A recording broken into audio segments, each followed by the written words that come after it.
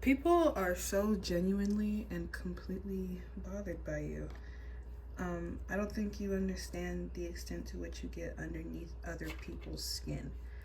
And that's what my guides were speaking to me about, because I couldn't really understand why I've been having some of the skin issues that I've been having recently. Because I've never had eczema before, and I feel like I keep repeating this like over and over again.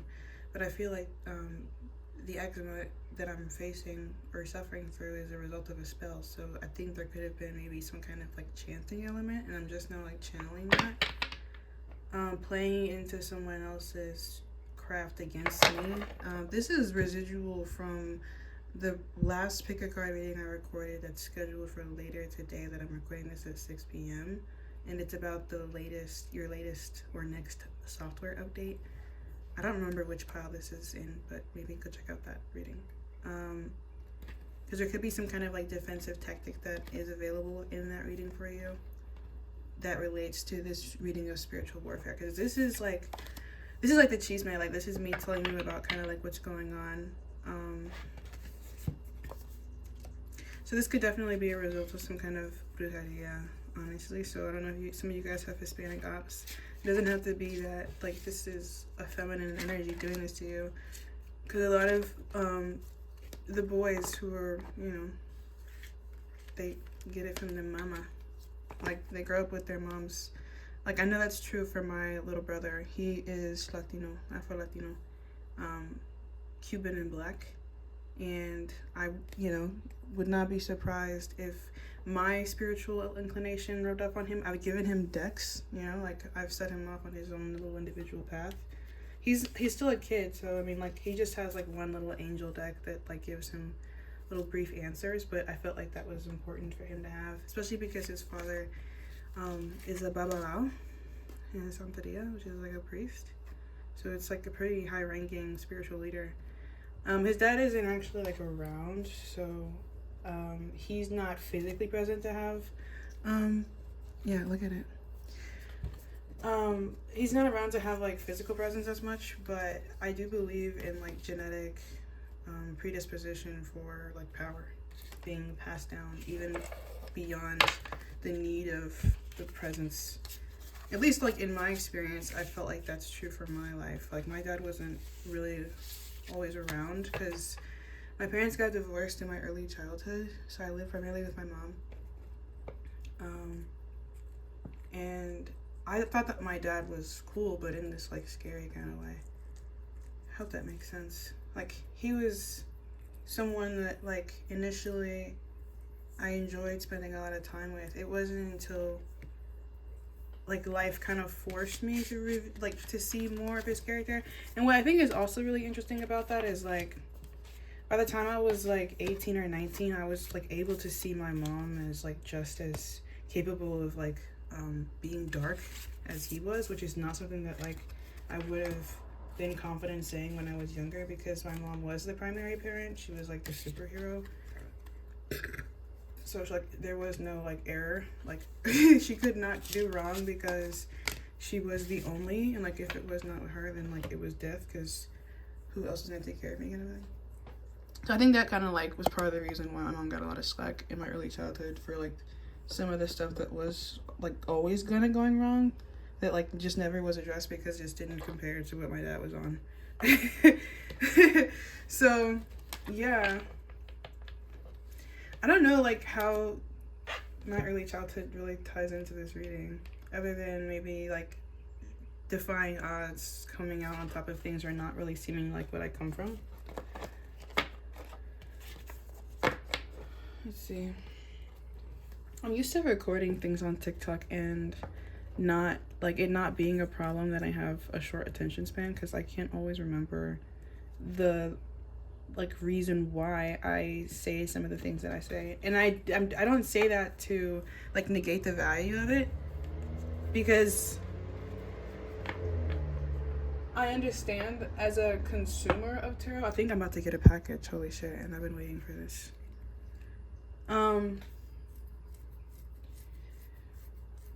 I don't say that to negate the value of what I said, any more than just to like express that I'm, as a tarot reader, evolving into being a YouTube content creator for the ways that this is going to be much longer form content than I usually make.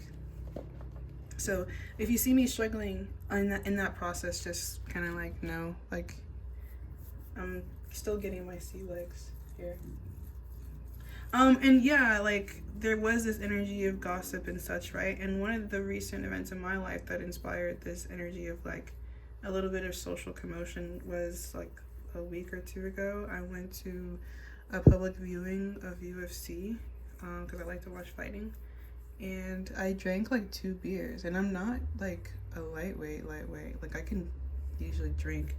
But I failed to, like, consider the fact that a brewery is a brewery, and the man who brews the beer there is, like, racist and doesn't like me, and had some, like, real beef with me at the time that this was happening. And he was sitting, like, see, the TV's, like, right here, and I'm sitting, like, right here, and he's sitting, like, right here facing me.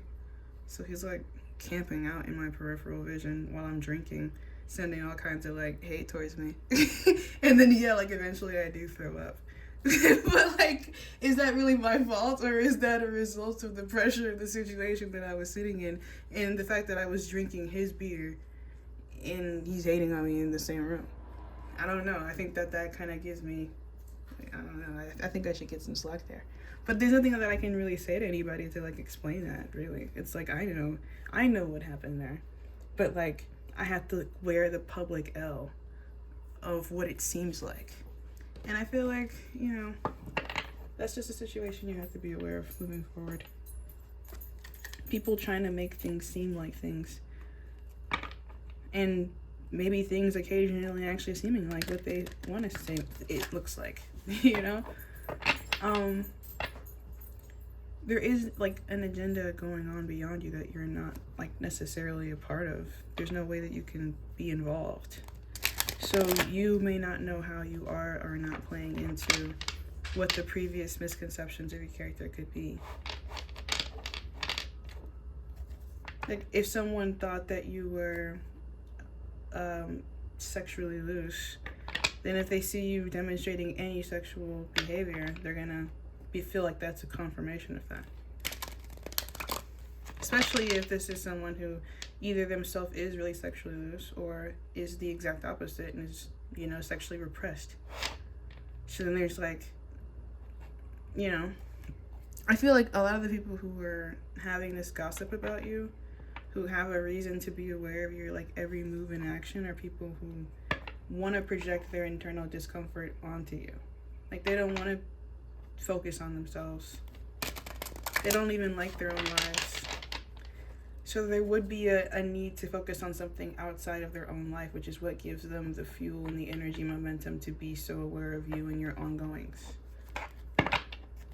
And this is a channel where we, like, address the shadow aspect of things. So I want to say that it's possible that you are a person that, through, like, your traumatic life experiences, has become especially insular and internally motivated. So, like, you could have some kind of, like, antisocial personality or something like that, where, like, you genuinely do not give a damn about anybody else who lives or breathes, and you live in a way that reflects that because that's your truth, and how could it not show, kind of thing. Like, if you move through the world in, like, an emotionalist kind of way, people can tell. And I feel like, you know, on some level, people admire that, wish that they could do it. I think that they underestimate the burden of what it means to also be in that mode, though. Like, it looks like a certain, like, there's, like, a lot of energy here of illusion, like, things looking like one thing, like grass being greener, seeming like it's that way. Even if, like, that is just, like, another person's delusion towards you. And these are, like, narratives that you have no idea are going on because you're not a part of them in any kind of way. Like, for example, I walk my dog in a public area because I live alone and I'm a single woman, and it's safer for me to be in the presence of other people. In a town where people prostitute, I look like a prostitute with a dog. Especially because I'm 21 years old and I express creative freedom in how I express myself, especially because I live in Southern California and it's hot as balls. every day, as soon as 7 o'clock in the morning. So there's like contextual elements that people could be choosing not to factor into why you behave the way that you behave. And they could be choosing to do that because of, like, they're doing that from their own egoic perspectives, like from their own personal experience, which is not true objectivity, even if that is what the goal is.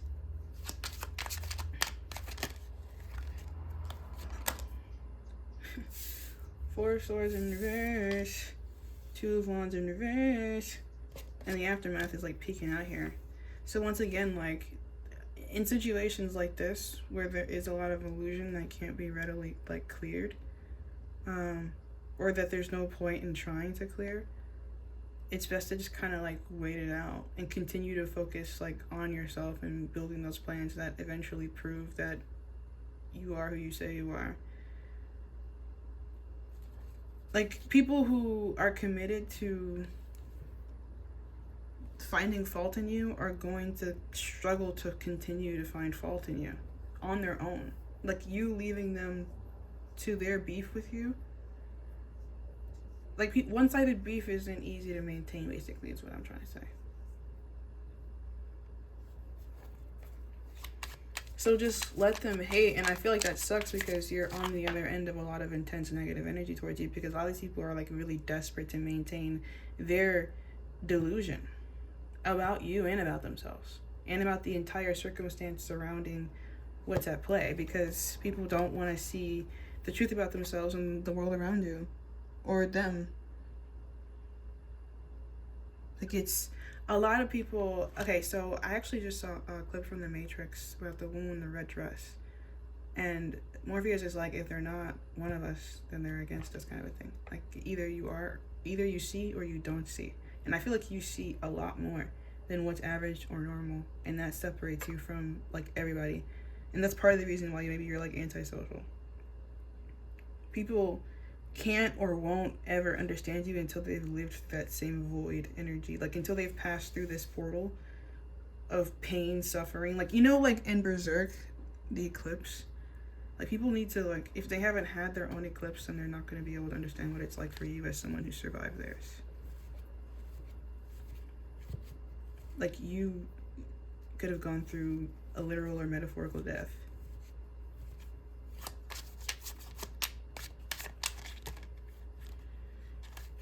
Ace of Cups, the Devil, Two Swords, Page of Swords, Queen of Swords, Empress, wowzers, Six of Cups in reverse. I just dive in your arms tonight. Don't nobody be making life. I just died in your arms tonight. I just died in your arms. I just died in your arms tonight.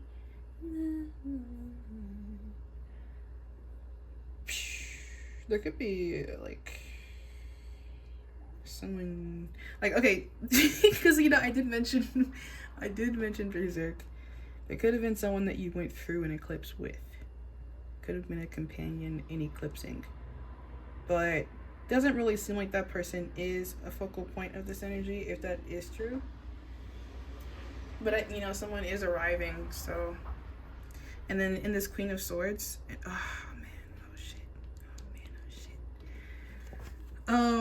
Queen of Swords is receiving something from a Page of Swords, and then the Page of Swords is literally throwing some, like, a paper airplane over here. So you might be about to, because it's like, it goes around, like, okay, yeah.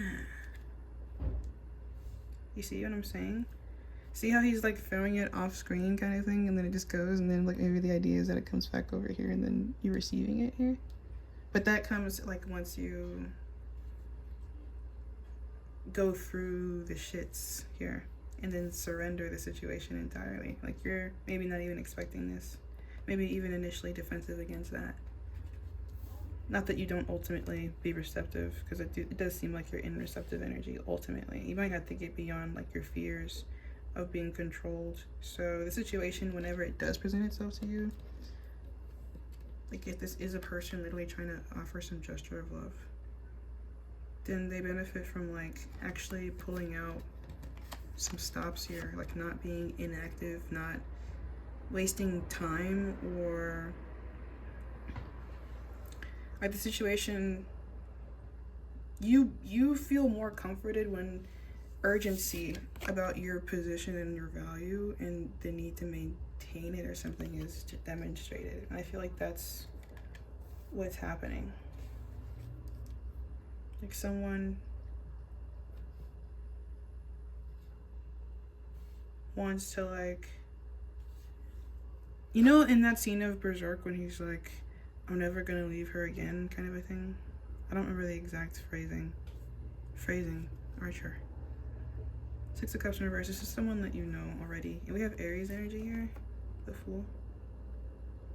Which is also, you know, the Emperor, which would be the counterpart to this. So this is maybe someone who currently may not even see themselves as a true, like, balanced match. Like, that could be part of what this is like, they may not see themselves as being a good match to you or something like that. There could be like a question of whether or not this situation